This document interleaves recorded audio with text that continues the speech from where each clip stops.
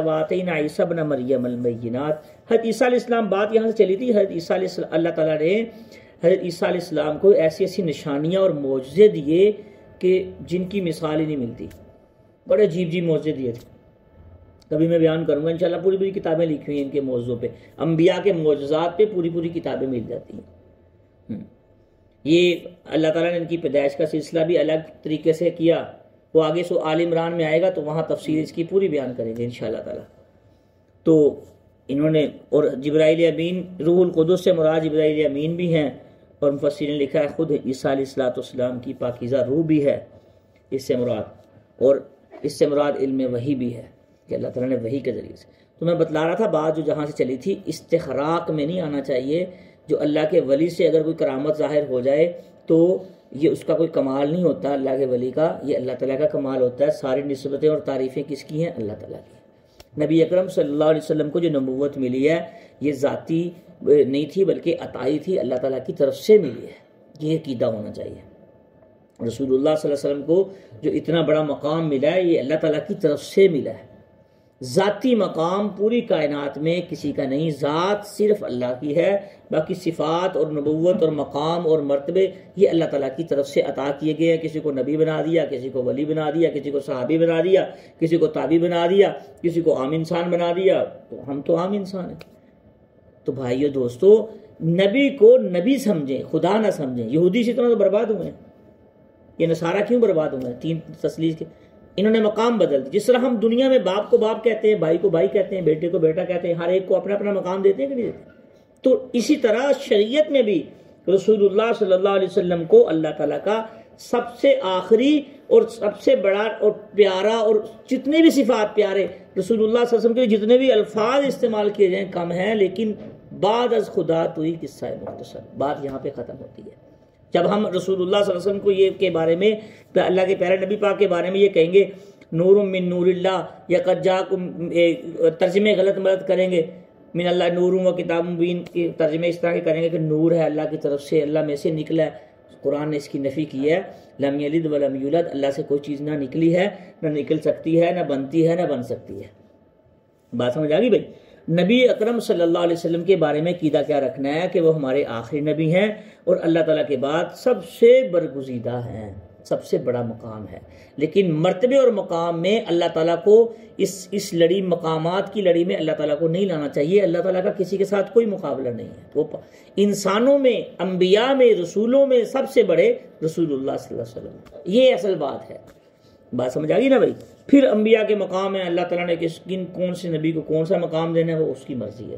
ہم کسی کے مقام کے بارے میں فیصلے نہیں کر سکتے. ہمیں اتنا پتہ ہے کہ ہمارے امام الانبیاء آخری نبی ہیں، اور رسول اللہ صلی اللہ علیہ وسلم کو اللہ تعالیٰ نے جو مقام بخشا ہے وہ آپ کے سامنے جب واقعہ معراج ہوا، امامت کروائی، اور لمبے قصے ہیں جو آپ خطبہ سے سنتے رہتے ہیں. یہ عقیدہ ہونا چاہیے. اللہ تعالیٰ کی ذات میں، اللہ تعالیٰ کی صفات میں نہ کوئی شریک ہے، نہ ہو سکتا ہے. اور یہ عقیدہ رکھنا چاہیے کہ اللہ ساری چیزوں سے پاک ہے. یہ جب عقیدہ ہوگا کامیاب ہے انشاءاللہ. اعمال نہیں دیکھے جائیں گے وہاں، عقیدے چلیں گے وہاں. تو یہ عقیدہ ہونا چاہیے. تو عیسیٰ علیہ السلام کے بارے میں مختلف عقیدے یہودیوں نے اپنا لیے تھے. افکلما جاءکم رسول بما لا تهوى انفسکم، کوئی بھی یہاں پہ صرف آج کل کے علماء بھی، جو عالم حق کی بات کرتا ہے اور صحیح بات کرتا ہے تو اس کے خلاف بہت سے لوگ کھڑے ہو جاتے ہیں. دیکھیں اللہ پاک فرما رہے ہیں جو رسول ان کے خواہش نفس کے خلاف کوئی بات کرتا، یعنی وہ بات شریعت کی کرتے جو ان کے نفس کے خلاف ہوتی، تو اسی وقت اس کے تکبر میں آ جاتے، اس کی خلاف ورزی شروع کر دیتے اور اس کے خلاف کھڑے ہو جاتے. فریقاً کذبتم، ایک فریق تو جھٹلا دیتا کہ بھئی نہیں ہم نہیں ان باتوں کو مانتے، ایک فریق تو قتل کے در پہ ہو جاتا. تو بہت سارے انبیاء نبی جو ہیں بہت سارے شہید ہوئے ہیں، انہوں نے قتل کر دیے. اور پھر یہ بھی بات یاد رکھیں، مفسرین نے لکھا ہے کہ جب کوئی بندہ، جب کسی قوم نے کسی نبی کو شہید کیا تو قوم بھی پوری ہلاک ہوئی ہے. پھر یہ نہیں کہ پیچھے سے عذاب نہیں آیا، یا اللہ تعالیٰ، یا دو وجہ سے اللہ تعالیٰ کا عذاب آتا ہے. جب کوئی منہ مانگا معجزہ لے لے پھر اس کا انکار کر دے. حضرت صالح علیہ السلام کی اونٹنی کی ٹانگیں کاٹ دی تھی، اور وہ آگے قصہ بھی آئے گا، تفصیلات ہیں. تو قوم پہ عذاب کیسے آیا؟ تو اس طرح کوئی بھی معجزہ جو ایک مطالبہ کر کے مانگا جاتا ہے وہ تو اللہ تعالیٰ نے، کہ اللہ تعالیٰ کا جتنا شکر ادا کیا جائے. محمد عربی صلی اللہ علیہ وسلم کی امت ہے کہ دیکھیں کفار نے کتنے معجزے مانگے. پھر بھی اللہ تعالیٰ نے بچا کے رکھا. خیر ان پہ بھی 2 ہجری میں دیکھ لیں 70 کفار تو جو وہ قتل کر دیے گئے، جو انہوں نے رسول اللہ صلی اللہ علیہ وسلم سے غزوہ بدر میں جو جنگ ہوئی تھی وہاں پہ آپ دیکھ لیں. تو اللہ تعالیٰ چھوٹ دیتے ہیں، وہ دنیا ایک آزمائش ہے. تو لیکن انبیاء کو قتل کرنے والی یہ یہودی شروع سے ہی شرارتی ہیں. یہودیوں نے شروع سے مسلمانوں کو، اسلام کو، اللہ والوں کو نقصان پہنچایا ہے. اب قرآن پاک میں اس کی یہ آتا ہے وقالت یا ایھا الذین آمنوا لا تتخذوا اليہود والنصارى اولیاء. اللہ پاک فرما رہے ہیں ایمان والو یہ تمہارے دوست نہیں ہو سکتے یہودی اور یہ عیسائی. تم کن سے دوستیں لگائے پھر رہے جب بنانے والا خود، بندوں کو بھی بنانے والا، کتاب اور شریعت بھی بنانے والا خود، اور ہم ان کی مثالیں دیتے ہیں کہ وہ ہمارے کیا لگتے ہیں کہ جی ہمارے تو بڑے خیر خواہ ہیں، ان کے اندر بڑا ڈسپلن ہے، نہیں کہتے. تو یہ یہودی شروع سے ہی انبیاء کو انہوں نے شہید کیا، اور شروع سے ہی شاہ ولی اللہ محدث دہلوی رحمۃ اللہ علیہ جو بر صغیر میں ایمان اور اسلام کے بہت بڑے مفکر گزرے ہیں، تو آپ ان کی تاریخ پڑھ کے دیکھ لیں. ان کی انگلیاں کاٹ دی تھی انگریز نے، ان کی انگلیاں کاٹ دی تھی انگریز نے. یہ انگریز کون ہے؟ یہودی تو ہے. آپ ایک تاریخ کا مطالعہ کر لیں تو یہودی جتنے مسلمان اور اسلام کے دشمن ہیں یہ شروع سے ہیں، یہ شروع سے ہیں. تو ہم ان کی تعریفیں کرتے ہیں، ہماری زبان ہی نہیں تھکتی، ان کے نام بدل بدل کے ان کی طرف جاتے ہیں. وقالوا قلوبنا غلف، کہتے ہیں ہمارے دل محفوظ ہیں، ہم تو بڑے ٹھیک ٹھاک ہیں. اللہ تعالیٰ کہتے ہیں دل محفوظ نہیں. جو بندہ ایک ہوتا ہے عجب، عربی میں اس کو عجب کہتے ہیں، چاہے مسلمان ہے چاہے کافر ہے. اگر بندہ عجب کا شکار ہو جائے تو اس کو سمجھ نہیں آتی وہ توبہ کیسے کرو.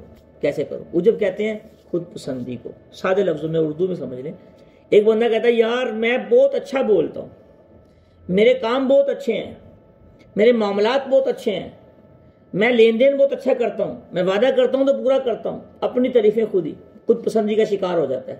یہ بڑا نقصان دہ چیز ہے. بھائی میں کون ہوتا ہوں اپنا سانس بھی اپنی مرضی سے لینے والا؟ اللہ تعالیٰ کی توفیق سے میں وعدہ پورا کروں گا، اللہ تعالیٰ کی توفیق سے میں یہ کام ٹھیک کروں گا، اللہ تعالیٰ کی توفیق سے میں یہ کام ٹھیک کروں. جب بندہ اپنے کام اور معاملات میں اللہ تعالیٰ کو شامل کر کے فرنٹ پہ لے کے آتا ہے کہ نہیں یار اللہ تعالیٰ کی توفیق سے میں یہ کام ٹھیک کر لوں گا انشاءاللہ تعالیٰ، پھر کام ٹھیک ہوتا ہے. تو یہ کہتے تھے ہم تو ہمارے دلوں پہ تو بڑے محفوظ دل ہیں، ہم تو بخشے ہیں. اللہ پاک فرماتے ہیں محفوظ نہیں. تو کوئی مسلمان بھی ہے وہ کوئی نسبت اپنی طرف نہ کرے، اپنے معاملات کی، اپنے اخلاق کی، اپنا لین دین کی، اپنے مزاج کی کوئی اپنی تعریفیں نہ کرے. ہاں بلکہ اللہ تعالیٰ کی تعریف کرے جو حقیقت میں تعریف کا قائل ہے اور مستحق ہے. یہ کہے میں اللہ تعالیٰ کی توفیق سے میں یہ کام کرتا ہوں، بھائی اللہ تعالیٰ کی توفیق سے انشاءاللہ میں یہ کام کر لوں گا. ایسے یہ نسبتیں ٹھیک کریں گے تو اللہ تعالیٰ کی رحمت. یہ تکبر میں بھی آ جاتا ہے، عجب تکبر میں بھی آ جاتا ہے. اللہ پاک فرمانے بل لعنہم اللہ بکفرہم، ان کے اوپر تو اللہ تعالیٰ کی لعنت پڑ رہی ہے ان کے کفر کی وجہ سے. فقلیل ما یؤمنون، بڑے کم لوگ سمجھتے ہیں یا ایمان رکھتے ہیں. ان ساری چیزوں کو بڑے کم لوگ سمجھتے ہیں. ولما جاءہم کتاب من عند اللہ، جب ان کے پاس اللہ تعالیٰ کی کتاب آتی ہے تو اس کی تصدیق کرتے ہیں. جو ان کے وہ کتاب تصدیق کر رہی ہے، یہ کتاب، اس کتاب نے پچھلی کتابوں کی تصدیق کی. انجیل نے جو عیسیٰ علیہ السلام پہ آئی انہوں نے پچھلی کتابوں کی تصدیق کی، اگلی کتاب کی خوشخبری سنائی. تورات آئی، اس نے بھی پچھلی کتابوں کی، صحف ابراہیم اور باقی چیزوں کی بھی آپ دیکھیں. تورات نے جتنی پہلے کی گزری تھی، صحف گزرے تھے جتنے بھی صحیفے اور بعد کی کتابوں کی تصدیق کی ہے. لیکن اس کے باوجود آپ دیکھ لیں یہ انکار کرتے رہے. وہ پہلے یہ خود ہی انتظار کر رہے تھے، خوشخبریاں سناتے تھے، ڈراتے دھمکاتے تھے. اصل میں یہود کے 3 قبیلے تھے مدینہ منورہ میں، بنو قینقاع، بنو نذیر اور بنو قریظہ. یہ 3 قبیلے تھے. اور یمن سے 2 قبیلے اوس اور خزرج، یہ 2 قبیلے یمن سے آ کے مدینہ منورہ میں آباد تھے. تو جب ان کی آپس میں یہودیوں کی لڑائی ہوتی تو ایک دوسرے کو کہتے ہمارے ایک رسول آنے والے ہیں، جب وہ آئیں گے تو پھر ہم آپ کا مقابلہ کریں گے، ہم جیت جائیں گے. جب اللہ کے نبی اس طرف سے آگے دوسری لڑی سے، جیسے میں اکثر بیان کرتا ہوں، تو اس وقت یہ مایوس اور وہ ہو کے بیٹھ گئے، جن کی امیدیں تھیں ان کے اوپر پانی پھر گیا. تو پھر انہوں نے کہا جی نہیں، وہ ہم تو مانتے ہی نہیں، اب تک نہیں مان رہے. ان کی مین وجہ یہ، آپ کسی عیسائی سے مل لیں جو آپ کے گھروں میں کام کرتے ہیں، اس سے کہیں تو بھئی اسلام قبول کر لیں، رسول اللہ صلی اللہ علیہ وسلم کا کلمہ پڑھ لیں، کہتے گا نہیں. وجہ پوچھیے آپ اس سے. میں نے پوچھی ہے، میں نے وجہ کیا ہے، کہتے ہیں یار وجہ یہ ہے کہ ہمارے نبی جو ہے نا یہ ادھر سے آنے چاہیے تھے اس لڑی میں سے. وہی بھیجنے والا رب ہے، اس کی مرضی جہاں سے مرضی بھیجے. رسول تو ہے نا، آخری نبی تو ہے نا. یہودیوں سے آپ بات کر کے دیکھ لیں، ان کو دعوت دے کے دیکھ لیں تو آپ کو جتنے مرضی اچھی صفات کے مالک ہوں گے، لیکن وہ صفت ہی کیا جو اللہ اور اللہ کے رسول کو ماننے میں خلل ڈال دے. 3 خداؤں کے قائل ہیں عیسائی، تثلیث کے قائل ہیں، جبکہ اللہ تعالیٰ فرما رہے ہیں کہ عیسیٰ علیہ السلام واپس آئیں گے.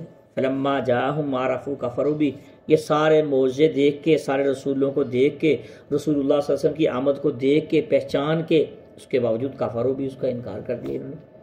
ایک بخاری شریف کی روایت ہے، ایک دفعہ ابو جہل نا ہاتھ بند کر کے کنکریاں تھے، یا محمد یہ قل لا الہ الا اللہ یہ کہیں بھی.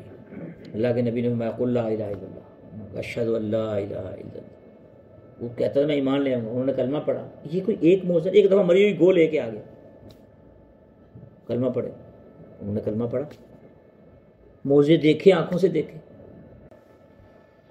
حضرت جابر رضی اللہ تعالیٰ عنہ قصہ بیان خود ہی کر رہے ہیں کہ بیوی نے ایک بکری کا بچہ بھونا اور کھانا تھوڑا سا بنایا اور جا کہا رسول اللہ صلی اللہ علیہ وسلم کے کان مبارک میں بول دیں جا کے کہ بھئی چند جو آپ ہیں اور آپ کے ساتھ ساتھ والے جو ساتھی ہیں نا، یہ آ کے گھر میں کھانا بنایا کھا لیں، تناول فرما لیں.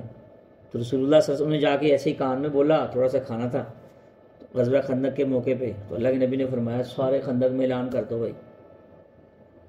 تو یہ پریشان ہو گئے، انہوں نے اعلان کر دیا. اچھا، تو جلدی بھاگے ہوئے گھر میں آئے، بیوی کو اطلاع دی. اللہ کے نبی نے تو پورے مدینہ میں اعلان کر دیا ہے، جتنے سے غزوہ خندق کھود رہے ہیں ابو جابر رضی اللہ تعالیٰ نے دعوت کی ہے. میں آپ نے تو نہیں اعلان کیا؟ بیوی نے یہ پوچھا. میں نہیں، اللہ کے نبی نے اعلان کیا. بس پھر ٹینشن فری ہو جاؤ. وہ اللہ جانے، اللہ کے نبی جانے اور اللہ جانے، وہی کریں گے. اللہ کے نبی پاک صلی اللہ علیہ وسلم نے، مفسرین محدثین نے لکھا ہے، اپنا لعاب مبارک اس میں ڈالا. یہ سارے معجزے کافروں نے دیکھے ہیں، اس کے باوجود دیکھ لیں آپ، بہت سارے معجزے ہیں، کتابیں مل جاتی ہیں. میں نے جیسے کافروں بھی انکار کر دیا. فلعنۃ اللہ علی الکافرین. اللہ پاک فرما رہے ہیں جو بندہ کے سامنے حق بات آ جائے یا کوئی کتاب آ جائے یا کوئی چیز عملی طور پہ بندہ دیکھ لے، اس کے بعد اگر انکار کرے تو اللہ کی لعنت ہوتی ہے. اس طرح علی الکافرین، انکار کرنے والوں پہ. 2 چیزیں ہیں. اگر انسان، اللہ تعالیٰ نے ہر انسان میں ایک دل رکھا ہے. جب بھی آپ کوئی غلط کام کریں گے، کوئی رشوت لیں گے، چوری کریں گے یا غلط کام کریں گے، غلط بولیں گے یا کچھ بھی کسی کو تکلیف پہنچائیں گے، کچھ بھی کریں گے، کوئی غلط کام ہوگا تو یہ ضرور کھٹکے گا، ٹک ہوگی یہاں پہ، یار یہ کام غلط ہے. پھر آگے 2 پوزیشنیں بنتی ہیں. اگر تو انسان اس پہ ندامت کا شکار ہو گیا، نہیں یار واقعی غلط ہے، تسلیم کر لیا اس نے، پھر تو توبہ کی توفیق بھی مل جائے گی اور معافی بھی ہو جائے گی. حقوق العباد نہ ہو، وہ وہاں سے بھی معاف کروانے پڑتے ہیں. لیکن اگر کہا سارے ہی کرتے ہیں، اگر میں نے کر لیا تو کیا، یہ غلط ہے. اس سے پھر توبہ کی توفیق بھی نہیں ملتی. اس سے پھر دل پہ کلا بل ران علی قلوبہم ما کانوا یکسبون، ایک سیاہ دبا دل پہ لگ جاتا ہے. اس طرح انسان سے غلطیاں کس سے نہیں ہوتی ہیں، لیکن جو بعد میں دل تصدیق کرے کہ غلطی ہے تو اس کو مان لو کہ واقعی غلطی ہو گئی ہے، اللہ مجھے معاف کر دو. یہ اللہ نے ہر انسان کے دل میں رکھا ہے. اللہ تعالیٰ جو کچھ کہا سنا ہے جو عمل کرنے کی، آخرت کو سامنے رکھ کے، علماء کو پہچاننے کی اور آخرت کو سامنے رکھ کے دنیا کی زندگی گزارنے کی توفیق عطا فرمائے.